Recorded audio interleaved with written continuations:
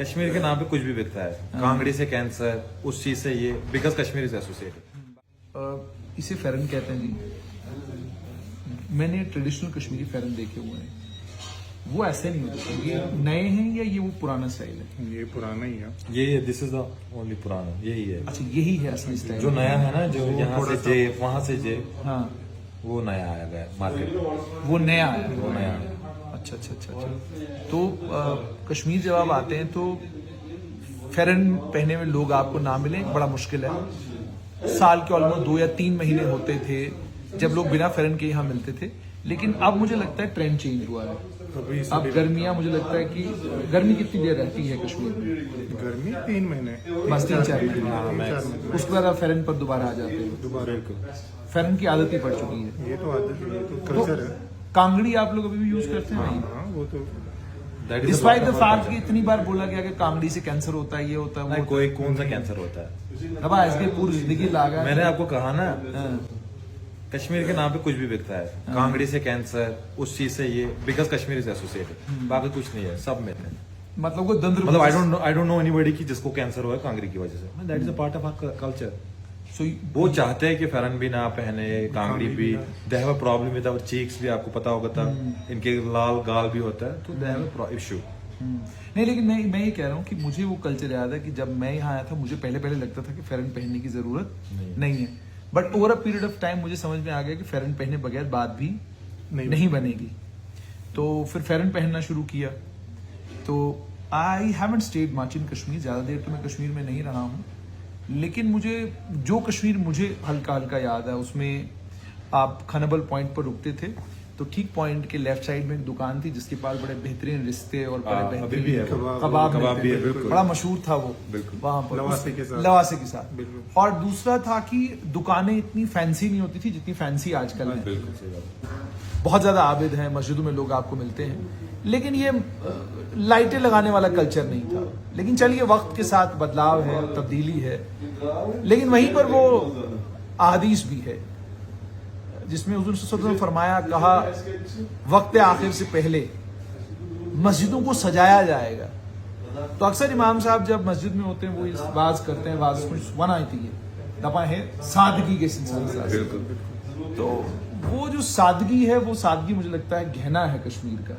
मतलब आपका फेरन जो है वो सादगी की एक सबसे बड़ी निशानी है ना, सिंपलिसिटी की बहुत बड़ी निशानी है। और जब हम हुडी है ना, हुडी जब हम ये पहनते हैं तो ये हमारी सादगी को बिल्कुल रिप्लेस करता है विद वो। हालांकि ये भी हकीकत है कि इसी काजीगुंड के पता नहीं कितने लोग आपको इंग्लैंड में मिलेंगे, लंदन में मिलेंगे, पता नहीं कहाँ कहाँ मिलेंगे, है ना, जो बिजनेसमैन हैं, उनके बच्चे, बहुत सारे लोगों के बच्चे जो हैं वो बाहर पढ़ते हैं। तो आपके भी कुछ दोस्त हैं जो बाहर कजिन है हमारा। अच्छा, कहाँ पे हैं? कुवैत में। कुवैत में। अच्छा, आपका भी कुछ? बिल्कुल है ना, कजन है। अच्छा, वो बाहर।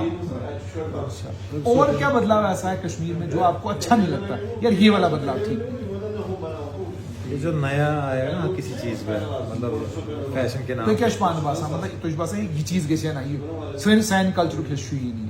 Wünкес şu mevasa prank zamanı lukış ठीक। Eski zamanıs में थोड़ा मतलब लुकर में चेंज आमज। कंपटीशन छु गइसे पे अगर बॉम्बे में सु कांची योर ते गुसु यासु फैशन कपड़े फाड़, ये पुराने सॉरी वो फाड़ वाले जो फिर छिनमित वाले चासे वो पहने, फैशन के नाम पे कुछ नहीं था। इन्हीं क्या मतलब इसके ऐसे कल्चर, इसके सोन कल्चर, बाकी आदाब, तहजीब, लहजा में चेंज है। लेकिन अब एक चीज और मैंने देखी, आप पिज्जा हो गए हो, पिज्जा, बर्गर, और इंटरेस्टिंग सबसे ज्यादा ये है कि आपका अपना ब्रांड है और आप लोग खुद अपना पिज्जा बना रहे हो, खुद अपना बर्गर बना रहे हो, है ना? वो सही बात है। विच इज वेरी गुड कि मतलब आप मैकडी का बर्गर नहीं खा रहे हो। सारे को ब्रांड से पनो लवा सु टाइम को पिज्जा क्यों छु सारे को जबरदस्त पिज्जा सुई वहीं चौथ पे थोड़ा मतलब अब आप क्या करना, लवासिश लागी पर जो लेयर लवासा क्या कहते हैं, पिज्जा बन जाएगा। So that's a good idea. So we were just discussing कि how much Kashmir has changed. South Kashmir इसलिए ज्यादा क्योंकि साउथ कश्मीर लगभग साल 2015-16 तक तो it has always remained in news. 15-16 के बाद ये थोड़ा माहौल ठंडा हुआ है। लेकिन आप एक और सच्चाई जो साउथ कश्मीर की है वो ये है कि सेंट्रल कश्मीर में जो कुछ है वो सब कुछ या तो नॉर्थ कश्मीर का है या साउथ कश्मीर का है। अगर सेपरेटिज्म सेंट्रल कश्मीर में था तो वो आधा साउथ कश्मीर का था, आधा नॉर्थ कश्मीर का था। सेंट्रल कश्मीर के लीडर्स आपको वहां बहुत कम मिलेंगे। मतलब अगर बड़े लीडरों का आप नाम लेंगे तो आप शेख मोहम्मद अब्दुल्ला की बात करेंगे तो गांदरबल के, और अगर आप मिर्जा अफजल बेग की बात करेंगे तो साउथ कश्मीर में अनंतनाग के, आप मुफ्ती मोहम्मद सईद की बात करेंगे तो साउथ कश्मीर में बिजबिहाड़ा के हैं, या कोचक साहब की बात करेंगे तो अगेन बिजबिहाड़ा। तो कोई भी आप नाम ले लें, या काजी निसार थे, बहुत बड़े आलिम थे, बहुत बड़े दानिश्वर थे, साउथ कश्मीर का बहुत बड़ा नाम थे वो। और उसके बाद जो लोग भी यहाँ से गए साउथ कश्मीर से, वो मतलब श्रीनगर में जाके सेंट्रल फिगर बने। वो कोई नॉर्थ कश्मीर से निकल के आ गया और श्रीनगर का भी सेंट्रल फिगर बन गया। तो कहने का मतलब ये कि लेट अस, वो भी मुझे थोड़ा डिबेट श्रीनगर में जाके बड़ा ऑकवर्ड सा लगता है। एक टाइम था, अभी भी है, ये गांव में शाहरुख की डिस्टल दिया है। मतलब आपको तो शब बात में गांव में डिस्पाइट मेकिंग पिज्जा, वनपू में पिज्जा लोग बना रहे हैं। Trust me, doesn't make any difference as long as मुझे ये पता चलेगा कि मतलब they are better than me, चाहे पढ़ने के लिहाज में, बात करने के। But now that you are dominating everywhere. North Kashmir से आईएएस का टॉपर आया शाह फैसल, साउथ कश्मीर से किस गांवों से कहां किन चोटियों से आईएएस ऑफिसर्स आ गए। सो largely things have now settled. अब अगर श्रीनगर में आप चले जाएं तो सिविल सेक्रेटरीट में आपको नॉर्थ साउथ हर कश्मीर साइड का जो है कोई नहीं कोई मिलेगा ही मिलेगा। So that is how it has change. तो बहुत सारी तब्दीलियां वाकई हुई हैं कश्मीर में, ट्रांसफॉर्मेशन बहुत सारा आया है, and this transformation is significant. ये बदलाव बहुत अच्छा है, लेकिन अल्लाह करे कि ये ट्रांसफॉर्मेशन इसी तरीके से कंटिन्यू रहे, और अल्लाह ताला यहाँ पर जो अमन है, जो यहाँ पर सुकून और चैन है, इसको मुस्तहकम करे।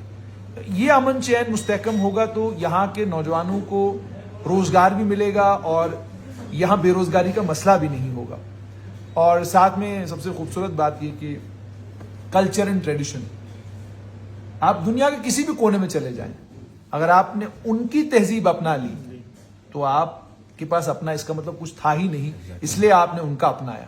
अगर आपका अपना कल्चर और आपका अपना ट्रेडिशन बहुत कीमती है और आप अपने कल्चर और ट्रेडिशन को मानते हैं कि ये दुनिया में सबसे बेहतर है, तो आप दुनिया के किसी भी कोने में चले जाएं, आपका अंदाज, आपका मिजाज, आपका खाना, आपका पहनना, सब कुछ वैसा ही होगा जैसा आपका अपने घर में।